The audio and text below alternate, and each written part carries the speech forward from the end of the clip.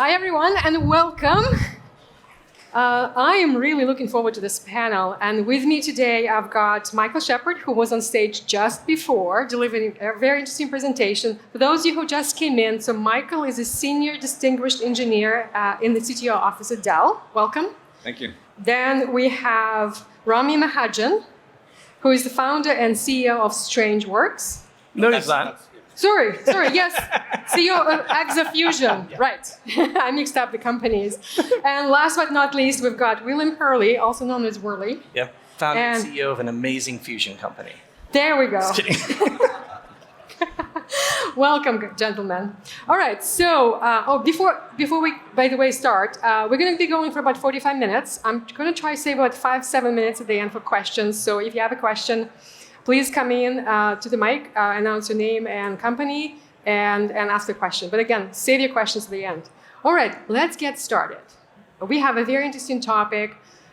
It's about artificial intelligence and quantum computing. So what's the connection there? Who wants to get started? Well, I'll start. I believe that, the world is quantum mechanical. And if you believe that, then your brain is most likely quantum mechanical. And so I believe you need a quantum mechanical underpinning in order to have a true AI. So I think what we have today is very exciting, really great automation, a lot of interesting things in convolutional neural networks and other things. But I think that the real power will be when we have a quantum infrastructure and some of this AI software working together. Quantum computers are already advancing fast enough, but we need to find some of the problems with the fundamental physics, like solving things like error control and decoherence. We need AI probably as an assistant in doing that. And AI has already come up with algorithms that are more advanced than our classical infrastructure we have. So I see the two as very symbiotic. So do you guys agree about that? I think I would say I agree. I think we talked about this earlier. They're conjoined twins, right? Quantum computing and AI. It's actually interesting. We're coming up essentially on the 100th anniversary of the discovery of quantum mechanics, which of course changed the paradigm from Newtonian mechanics, and that of course arose from a lot of intellectual ferment going on in Europe at that point. So fascinating time, and we're now 100 years into quantum mechanics. I would say from Dell's perspective, we've looked at this as everybody's familiar with CPUs and GPUs, and you got tensor processing units, TPUs. And so when we look at the computing paradigm and artificial intelligence, right now is predominantly using GPUs, but you got QPUs, right? So quantum computing units. And so each of those are better at doing one particular task versus another. And I think Worley explained it really well when that dynamic between artificial intelligence and where QPU will fit in the midst of the CPUs, GPUs, QPUs, and the different computing paradigms. That's really exciting. Let's put quantum aside because I want to dive a little bit deeper into AI. And I know that you're also excited as well because in a sort of pre-meeting when we talked about which are we going to talk about most. Mm-hmm. And especially also given all the hype and fear and uncertainty and doubt, especially fear, I think, around generative AI. People talk about AI, killer robots, artificial intelligence, eliminating human workers, replacing them. Or Michael, you were talking about actually augmenting and maybe using artificial intelligence for serving some pressing problems. So which is it actually? Should I start? Please. Sure. Yeah. I think I might take a bit of a contrarian view here, and I hope that you bear with me. I do believe that even with the best of intentions, technology shifts have unintended consequences. You don't always know what they are. We talked about quantum mechanics earlier. Physicists, 100 years ago, discovered that protons and neutrons are bound together with something called binding energy. 25 years later, that had horrific consequences for the people of Hiroshima and Nagasaki. Yeah.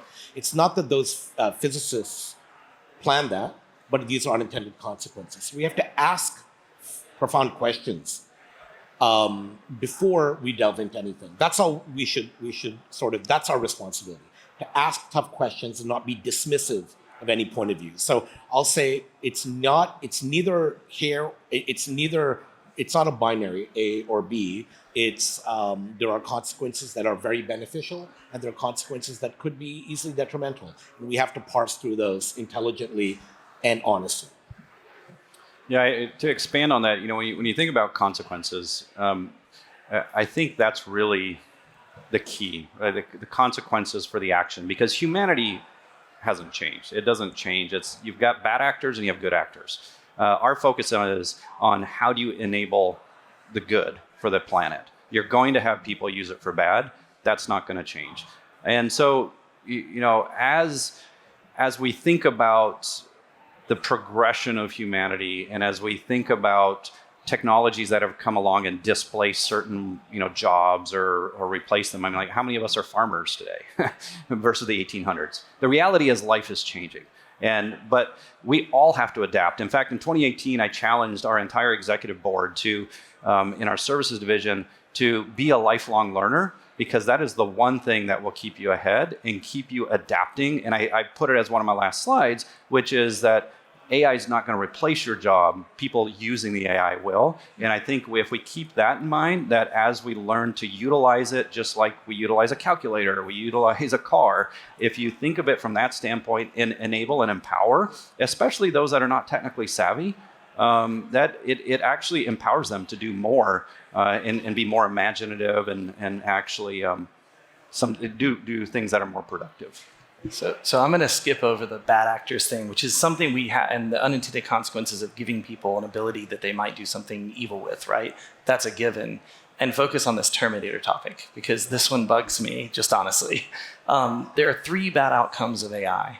There's the Terminator, it kills us all, right? There's iRobot, we make great pets. And then there's Elysium, it creates a class system. Of those 3, every bad outcome you can think about fits under one of those categories. The realistic one is we should be very worried about a class system emerging, and where there are the workers and the people enabled with AI, as Michael said, and there are those who don't have it, and that the wealth transfer goes in obviously one direction and not the other. There's a encyclopedia of problems we face as a species in Brussels. There's 56,000 problems in it. And so I think 3 potential small bad outcomes, 56,000 things we need to do: curing cancers, fixing the environment, coming up with better technologies that for everything in life. I think are really the reason to lean into this. I also think when you look at what Rami said about the unintended consequences, it's not always a bad thing, guys, right? In the 1980s, there were bank tellers protesting in the streets of every major city, picketing against a new technology called an ATM. And the word of the day was, it's going to kill all the bank jobs, there'll be no bank tellers, they'll never be. And what did it do? It took away a kind of senseless function of counting money, and it made them originate loans for the bank, and it made them do new services and customer service and things of this nature. So, I think we've always done good. The thing I want everyone to remember is that from the dawn of time, from Plato and Socrates saying that writing words down would make the truth go away, to any other prediction, we are extremely bad. I mean, we suck at predicting the future of technologies as a species, right? And because we always put our own stuff on it. I hear all this Terminator talk. It's like, why would a machine have the emotional about, like, I'm angry, I'm gonna this? Why would a machine question that? Why would it want to have all of the resources? So I think, the unintended consequences is something I preach about all the time, 100% on the same page. But I think we need to balance it. Right now, it seems like we're leaning very much into pessimism. And what that's going to cause is regulatory control that is going to limit these technologies. Dell won't be able to sell certain technologies to certain people. Roni won't be able to consume those at his company. That's not good for innovation. And so there has to be a nice balance. So let's just park the regulatory stuff until later, because I do want to dive down that rabbit hole as well. But let's talk maybe a little bit consequences, because some of the scenarios that you guys mentioned are pretty scary, right? Especially that class system. How realistic is it? What do we think? Yeah, if you ask me, there are class systems that exist, and under feudalism there were class systems, monarchies were class systems, capitalism has a class system, and so on and so forth. Even attempts at socialism had the nomenclatura and other class systems. That appears to be an unfortunate consequence of the human condition. The question really is, will AI live true to its potential to democratize things, or will it not? These are human decisions that are sort of imprinted on all technological revolutions. I would agree that we are, as a group, fairly bad at prediction. Although there have been science fiction writers and so on who are good at prediction and so on. So indeed, we live in a class-based society that will probably continue. The real question is for each one of us to understand that there are global challenges for humankind, and we have to cooperate on those. And if AI can play a role there, I'm all for it. Unintended consequences exist, intended consequences exist, but I'll leave it with this too. There's a problem of language. For those of who are us on LinkedIn and other social media, I've seen at least 10 articles that refer to competitions in AI as an arms race, right? This is callous and irresponsible language, right? We do not need to talk about these in militaristic competitive terms. We have to stop this language. And I'm a marketer, I'm probably at fault here as well. So we need to usher out that paradigm and usher in a paradigm that is that's consistent with the liberatory potential of AI. So, so we talked about negative consequences. We talked about also possibly, you mentioned that database of human issues. And it's at 57,000 yeah. records. Problems, right? So maybe let's talk about maybe what positive things we can do with AI. What else? I know, Michael, you talked about digital assistants, digital humans. What other? Yeah, so I like to take it back to existing. The ATM example was phenomenal, right? That's a great example. And I think about things like, even like LASIK and others. You don't have a doctor sitting there like with a laser on your eye. You can take somebody that has a very low level of education and put them into a position in a job function that ushers a person into a chair where the robotic process automation is doing the LASIK and stuff like that. And so I think about those same level of tasks and the creativity that can come forth when somebody that has never created a web page can now actually speak code through large language models. And this is where I talk about like the imagination of, like, for instance, I'll just take my wife, for example. She doesn't program, but I showed her how to use like a ChatGPT, and I said, just describe in words what you want it to do. And it creates the HTML code. And so the ability to allow people to take the creative part of their nature and actually do stuff with that, which technology previously was a hindrance of, right? It just, if you don't know how to use the computer right, if you don't know how to program, if you don't have all this education, you can't do that. And so I think there are some real positive aspects that are coming out of this. And you still need those that are advanced. You still need the people studying and getting PhDs in physics, right? But you didn't all of a sudden, when you looked at the implications that calculators had on schools, we're seeing that same thing occurring today. But you would never have advanced physics to the point it is today, and people still know how to add. So I think, Orly, you kind of mentioned this. It's not like the function or the ability goes away, but it does allow us to progress. Well, I agree with Michael 100%. I have an op-ed that's coming out, but I can't say where yet, but entitled The Rise of the Non-Creative Creative Class. And in it, I basically talk about exactly what you're saying. I agree 100%, which is there were people just last year that would reach out to me on LinkedIn or on the internet and say, I have the greatest idea for an app, or I have this thing that'll change the world, but if only I could had an artist, or if only I had a developer, if only I had this. And those things are becoming things where prompt engineering is rising, where my son, Julian, is 7 years old, wanted to write a Roblox game. And I thought, Roblox, I don't know anything about it, I can't teach him. And then what I ended up doing was setting up his iPad where he can speak to it, and it goes straight in OpenAI, and he has been generating code and ideas with that. He's 7. Now, what will he do with that? Where will it take it? I don't know, but I definitely see that the future is this intersection that both of these gentlemen have talked about, where you go from a 10x employee to a 100x in your organization. You go from somebody who had no idea how to think about it just for, what I use it for the most? I think I tell everybody they do spam, not spam mails, but you get those mails. You know why you have a lot of mails in your inbox? Because you don't reply. You know why you don't reply? Because you don't want to reply to that person. Okay, that's the reality. That's what you put in the chat GTP, and it says, "I'm so sorry," blah blah blah. And you cut, paste, send, right? But this is a revolution. I don't think people are paying enough attention to. There is going to be, AI and quantum are going to create this great equalization of capabilities. And that's not just going to happen at the local level. It's going to happen on a national, international level, which is why you see these articles as an arms race, which is what's driving the nationalism in both AI and quantum, where it's like, you're in France, people only want you to deal with one of these two companies, or this government won't write checks if you're not based there, and so on and so forth. So I think this is going to be a revolution in creativity. I think that there are a ton of people out there that have amazing ideas that they don't have the ability to get them out.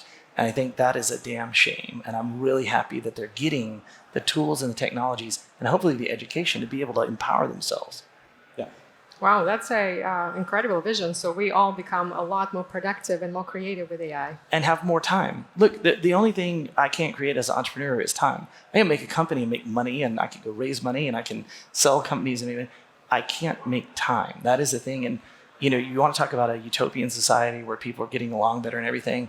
I think if the rat race wasn't so heavy, or you had that assisted lift or whatever, a lot of people would just frankly be a lot happier. I mean, just look at the depression rates worldwide, right? It's definitely, we need, things are obviously at an impasse. They're going to change.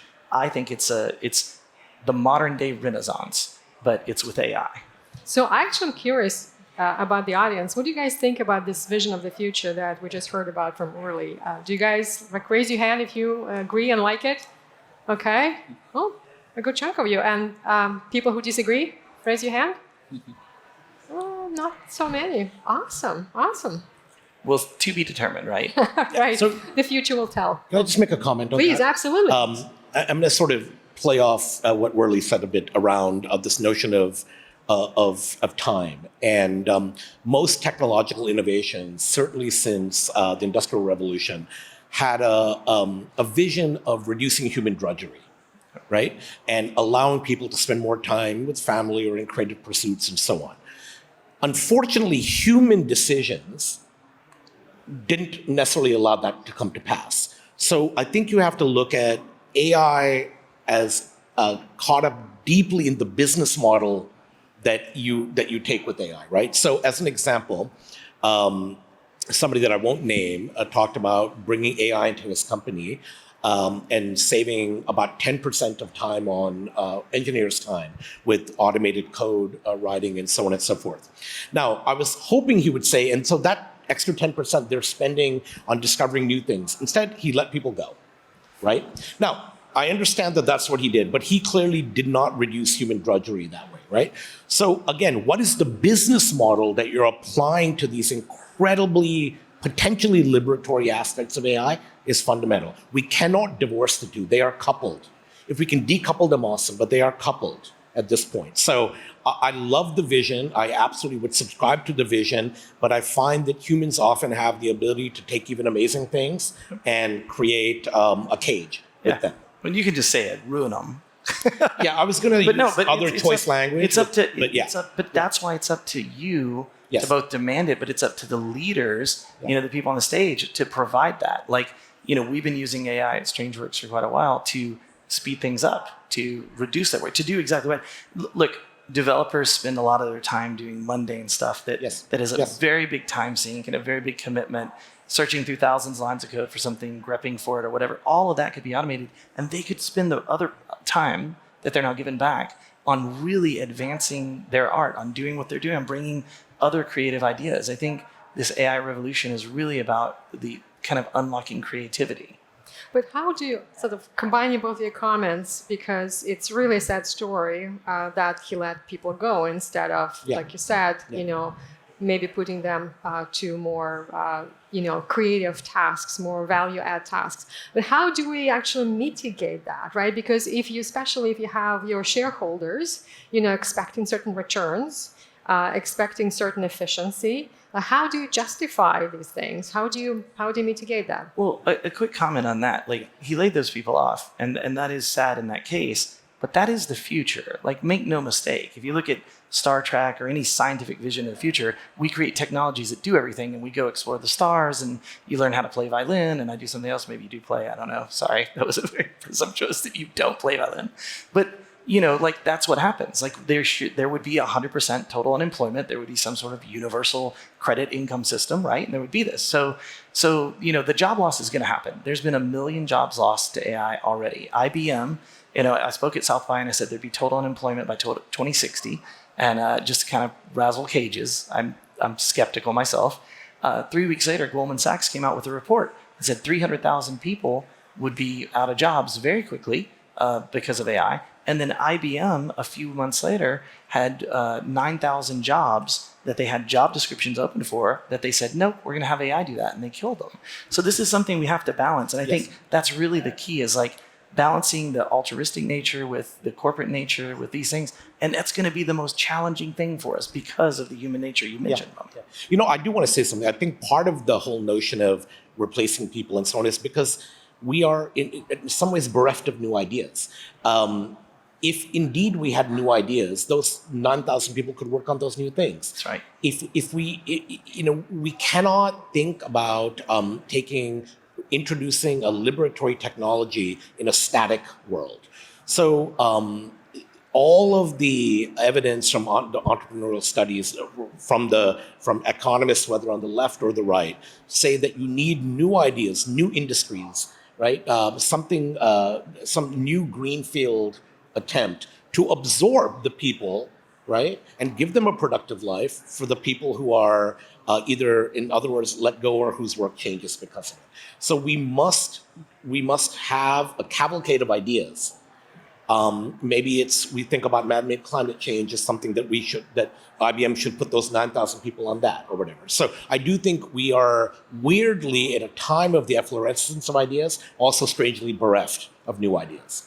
And just real quick, to be fair to IBM, they didn't fire employees, right? So you've got both the firing of employees we need to be concerned about, where we let people go, and you also have the lack of opportunity decreasing as they say, maybe we shouldn't hire these roles. So those are two similar but very different factors that are going to really impact us as we move into this new age. So it sounds like the picture that's evolving, the journey ahead of us is a lot more complex. It's not just, the future is all rosy and optimistic. That's those fears we mentioned earlier of people being laid off, people being automated or replaced, with those who actually understand and work and are augmented by AI. This is actually going to be real. It's actually real already, right? So. Yeah, absolutely. And just to reiterate, it's humanity's resilient, right? It's at a microscopic level, at an individual, where it has individual impact, absolutely. But when I think, again, I said at the beginning of my presentation, creating technologies that drive human progress, you have to define what is human progress. And once you define that, like, we can all step back again to the farming industry, right? And you can say, look at all the farmers that lost their jobs. Resiliently, people shifted, changed, and I don't know about you, but I'm glad I'm not out there with a backhoe and with a pick and a shovel, farming right now. It's labor intense. I don't want to do that. So I would consider that was human progress. As we move forward, there are tasks I do today. The email is a great example. I would love to be able to get to the point where I'm not having to do those tasks. And ultimately, to me, it is about empowering us to be more creative, because I think the human nature is always going to drive us. You have the stockholders, you have the boards that are driving things. But if we can empower people to kind of shift and be able to be productive with their creativity in these areas, I think that's really the key. You're not going through these lines of code, trying to grep out stuff. You're actually having some of that automated. You're moving faster. You're being able to be more productive. But the humanity component isn't going to change. We are all going to have to adapt. I'm adapting on a daily basis, and that's the best advice that I can give. I sit on the University of Texas McCombs MSBA program, and I'm to be honest, I'm struggling a little bit with what I was advising 5 years ago and what I have to advise them to teach today, because the world is changing very rapidly today, and every single one of us have to become learners and just adapt. We will adapt, but we have to be proactive in that adaptation. Learn, read, feed. Another challenge I gave our executives was, I challenge you to hand your phone to the person next to you to look at your news feed. And what are the articles popping up? Because your phone has an algorithm that is feeding you based on what you're clicking on. Yes. So are you searching on things that are going to enhance? Are you asking, I'm in finance, are you asking how AI is impacting finance? Are you reading those? It doesn't mean you have to go take a 30-day class. I mean, it's that continuous feed and learning and staying up to date that is the most productive, in my opinion, to making sure you're staying on the cutting edge. Awesome advice. So that actually made me also think, and kind of looping back to the beginning of the conversation, because you mentioned these news feeds, which are very different for all different people, because they're optimized to what we've been reading, what our friends and are reading. So that brings back us the question of algorithmic bias, for example, and human cognitive biases, and risks that inherent in AI systems, because all AI, all machine learning is biased. And we've got tons of examples of people and communities and individuals being harmed. Like speaking of databases, I'm aware of at least 2 databases which record these algorithmic incidents. So how do we regulate? How do we mitigate that? How do we do that? How do we make sure that we take the best from AI? We get those benefits we want without necessarily, harming more people or individuals or communities. I mean, that's an excellent question, and I have a very strong opinion on the bias, which is bias is a temporary problem in the long-term view of this, because when you were a child, you were not intelligent. You had the potential of intelligence, just like AI does today. Maybe your parents were super conservative. Maybe they were super liberal. Maybe kids rarely end up, because at a certain point, when a child reaches teenage or the early 20s or whatever, they become actually self-aware and intelligent, right? Boys develop later than girls. It's like 26, 28 for them. But when that happens, they make their own decisions, right? And so when we build, what we're talking about right now is what we call AI is like really great automation. When we get to artificial general intelligence, that bias goes down a little bit. When we get to a super intelligence, that would be not a technology, but the birth of a new species that would look at all of that and be like, here's your bias, and here's your bias, and here's yours. And by the way, unintended consequences could create its own bias, right? Against humans or whatever, right? So, there are things to be thinking about in that. I would offer a bit of a heretical viewpoint on, at least I think it's heretical, around this question. Most of us in this room, I'm guessing 95% of us, in some way, shape, or form, our profession is bound up in technology, right? To put it crassly, we make our money in that. In that way, we all are perforce have to have a bit of a positivist view of technology. It might be interesting to get the perspective of people not in the tech industry, people who are community activists, people who are, doctors, nurses, scientists, etc. People who aren't necessarily, like all of us, a little biased from our own PR, right? It doesn't mean that their perspective is correct. But if we go back to philosophy, the thesis and the antithesis create the synthesis. We probably have a particular point of view, and maybe next time we do this panel, we should have an activist up here or an author, right? It might give a very interesting perspective, right? I think all of us, we could violently agree or disagree, but ultimately we're bound up in the advance of these technologies. So again, just a thought. Yeah, so it sounds like, the technology is here, right? It's just. Thank you. Awesome. Yeah. It's gonna stay here. We are not gonna revert back. We're not gonna cancel it in any possible way. So how do we actually continue on this journey? But again, like I said earlier, get the benefits without the harms. Yeah. Well, I mean, Michael, you represent a very large company that has a big stake here. I represent a tiny company with a tiny footprint. I'd love to hear your perspective. Yeah, I've been a part of the ethics discussion for artificial intelligence for quite some time. I remember the first conversation I had in 2017 with the BBC in London, and we were talking about some of the impacts on child development and all kinds of aspects. And I was part of Dell's AI ethics board to form what are our ethics for the company. Ethics is such a foundational component. It's the fastest way I can tell you to get fired from Michael, right, is to breach ethics, right? So it is at the core. We were slow to come out with policies because we didn't want to, we wanted to make sure we were really good about that. And some of the early discussions, we've gone through this, like a lot of times, like the algorithms have bias in them, sometimes for a reason. Yeah. Like if a bank is trying to decide whether or not to loan money to an individual, unfortunately, sometimes those algorithms will consider, well, they're in this neighborhood and nobody in the neighborhood has paid their loan.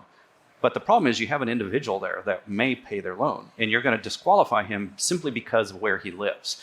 And so I think, Worley touched on this a little bit, but as the algorithms can consider broader and broader factors and features. I go back to when I was working in big data and advanced analytics, and I was like, okay, I've got 400 billion records, and I need to look at all the combinations. I got 100 million combinations to look at. Well, I can't do that, right? But artificial intelligence can.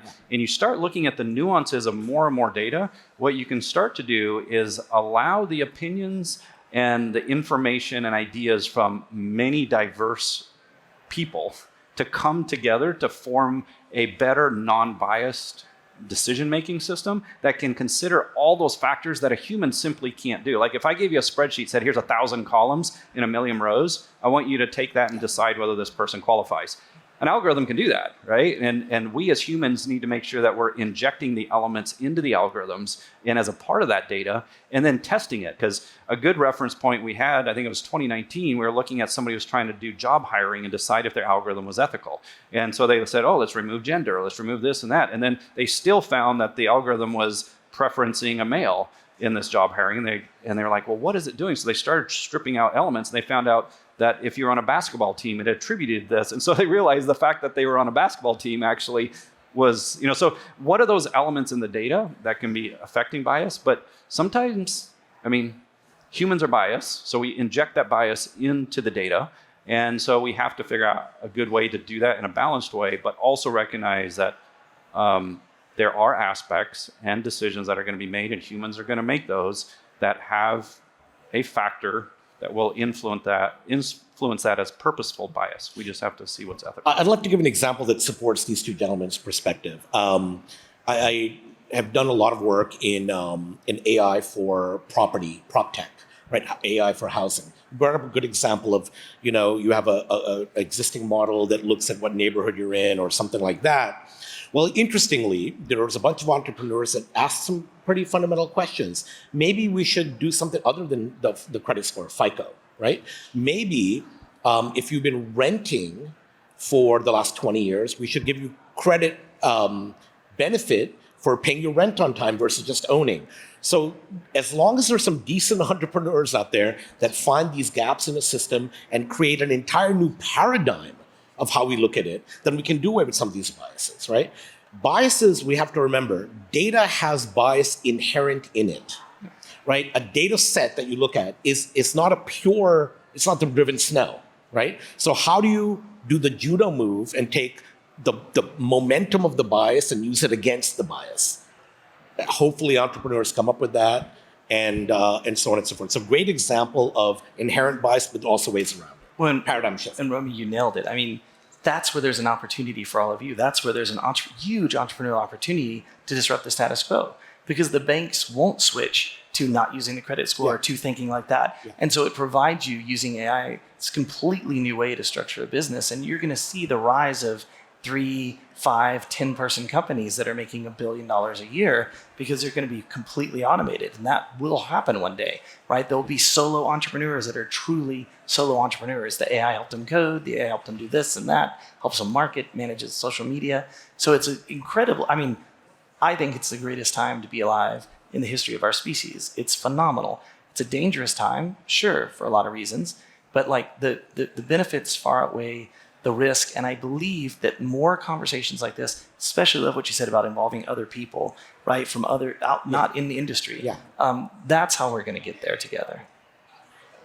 Awesome. Well, I'm being cognizant of time. I really enjoy the conversation, and I can continue asking questions, but I also would like you guys to give you an opportunity to ask questions. And again, if anybody has a question, please come to the mic. We would like to know your name and who you work for, and then ask your question. Please go ahead. Hi, hello. Is this on? It is on. Yeah. Hi. So my name is Gennaro Diaz. I'm in the creative business and in web experiences. So we were hearing all these conversations about AI replacing jobs and replacing minorities and having companies run by 2 or 3 entrepreneurs and making billions of dollars. But how far are we from having AI run complete businesses? Like, there's no human involved in that company. They're not looking profit. They're just looking for results.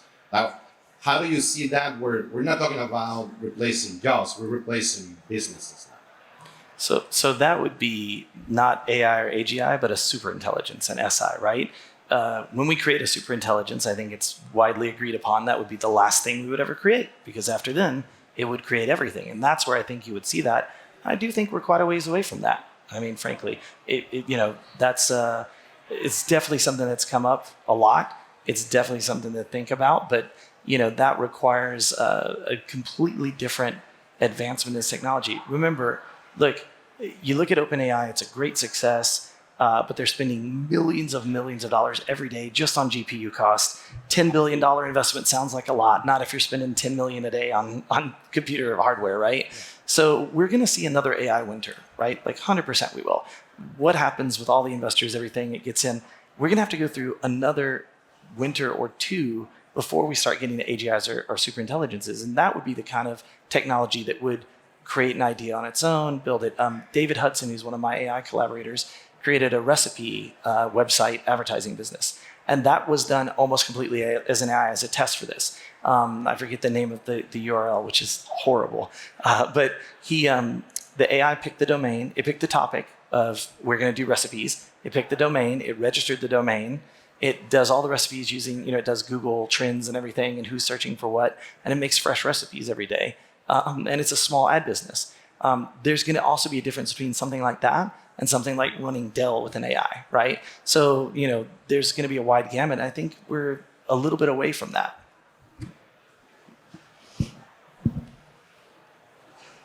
First of all, thank you so much for being here. My name is Zane. I am unemployed, which is leading into my question, which is, where is the biggest opportunity for entry-level new workers to take advantage of the AI revolution?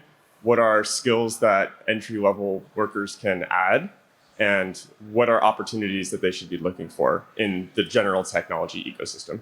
I would say you're the biggest employer here. I mean, with no offense. So please answer that. Yeah. It's interesting because that's the same question I'm getting from the universities, right? And from the students that we're mentoring and stuff.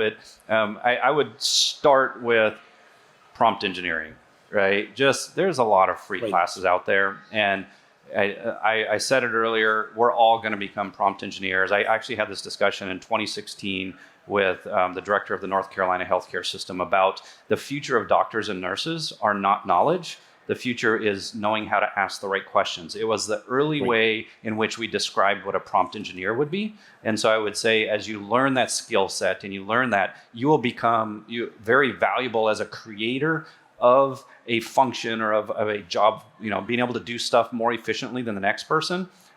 There's tremendous value in investing some time and energy in learning how to be a really good prompt engineer. Go take creative writing classes.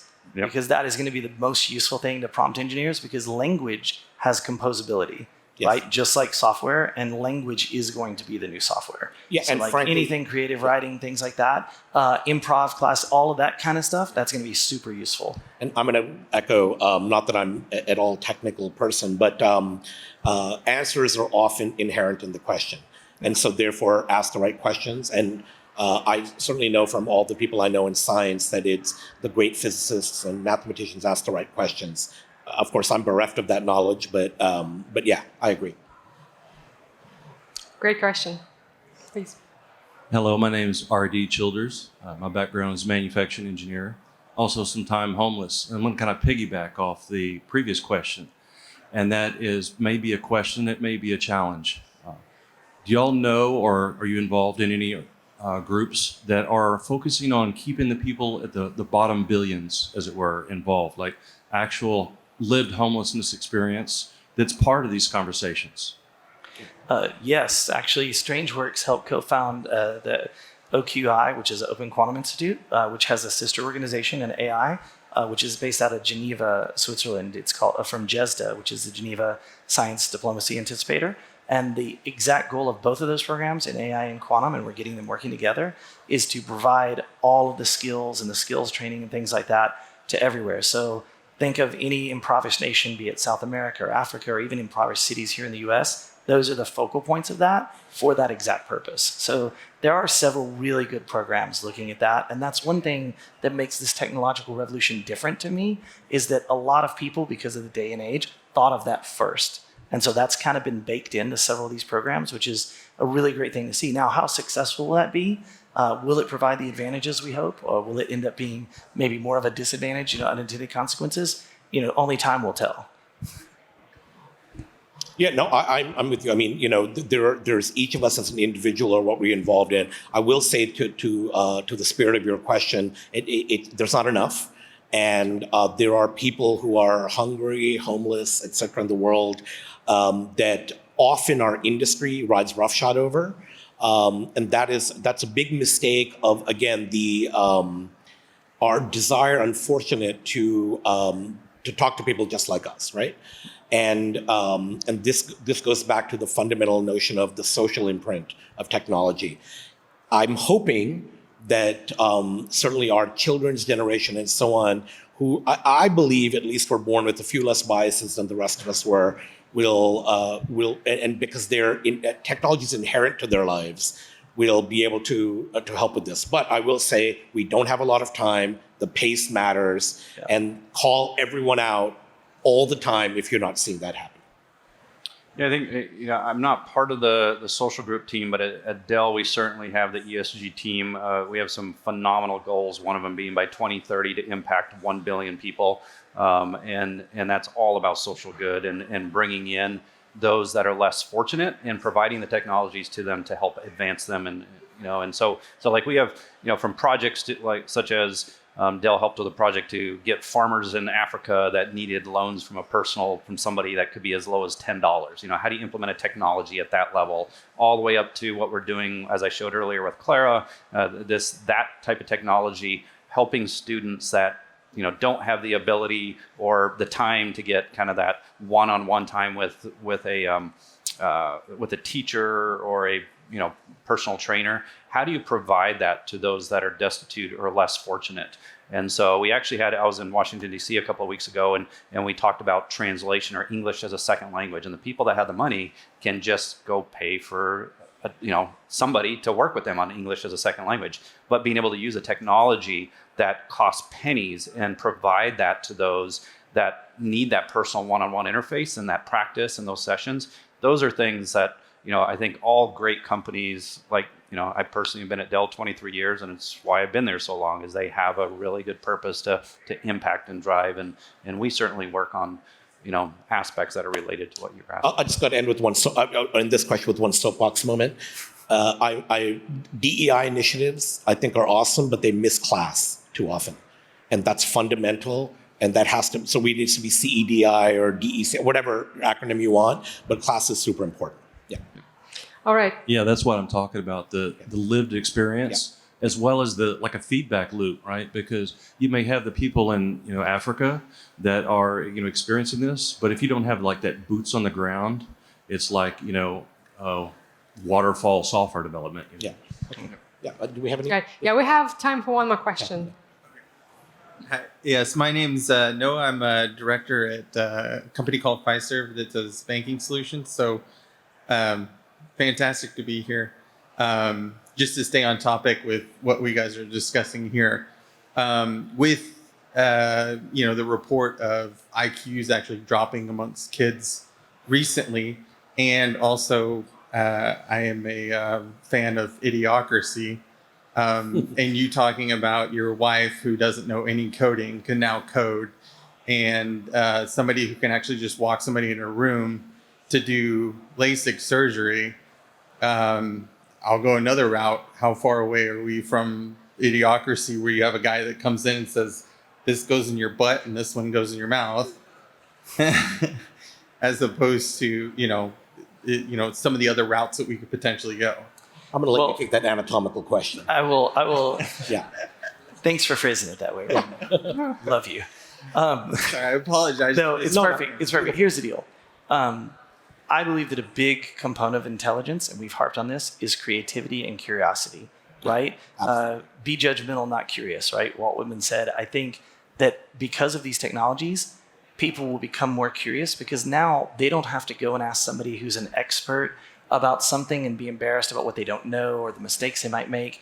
They can go just onto the internet and do any one of all of these amazing things. And I believe what that's going to create is people now start having self-drive to be more curious. They're like, okay, I achieved something, right? Little steps, right? Small steps. And so I actually am thankful because for the last 10 years, I've been super right with you, worried about idiocracy. And I'm actually happy to say I'm now not as worried. I feel like it's going the other direction because it'll give people this ability to do these, ask questions that they might not ask anybody else and get answers and learn.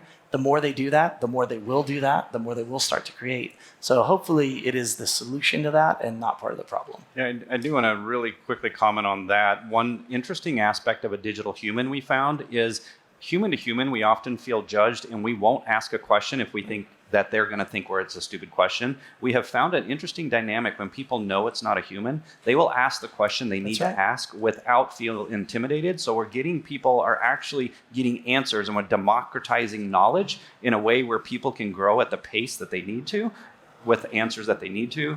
For whatever they're trying to learn. So there's an interesting dynamic that's happening. It goes back to that whole cyborg anthropology studies. And on this awesome note, I'm going to close the panel because it's over time, and I want you guys to get some lunch. Thank you for excellent questions. Thank you for excellent answers. Thank you for amazing moderation. Excellent moderation.